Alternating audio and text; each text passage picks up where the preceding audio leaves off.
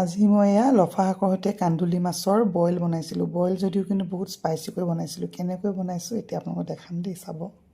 মাছ boil তৰকাৰীখনত কিন্তু যিকোনো মাছ হ'লেই ভালেই লাগে।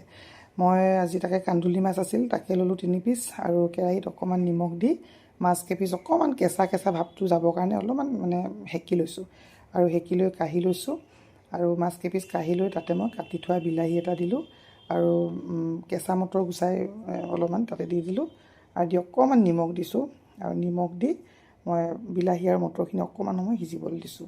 আৰু তাৰপাছতে মই পটাত থেতেলিয়াই লৈছিলোঁ শুকান জলকীয়া, নহৰু আৰু জালুক, আৰু সেয়া দি মই অকণমান সময় নহৰু কেঁচা গোন্ধ যাবলৈ দিছোঁ।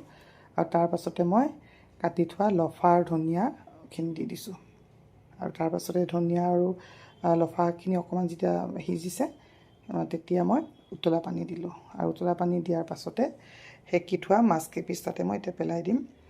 আৰু একদম জটপটকৈ হোৱা এখন মাছৰ তৰকাৰী। অকণমান চেঞ্জ হ'লে ল'ৰা ছোৱালীবোৰেও ভাল পায়। সদায় মাছ ফ্ৰাই বা এনেকৈ খাই থকা হয়, মই বোলো নাই আজি এখন বইলকে বনাই দিওঁ। আৰু এনেকৈ খুব সোনকালে হ'ল আৰু মোৰ সময়ো ছেভ হ'ল আৰু এখন হেল্ডি এখন মাছৰ তৰকাৰীও হ'ল। কেনেকুৱা লাগিল মোৰ আজি মাছ বইলৰ ৰেচিপিটো আপোনালোকে জনাবলৈ নাপাহৰিব।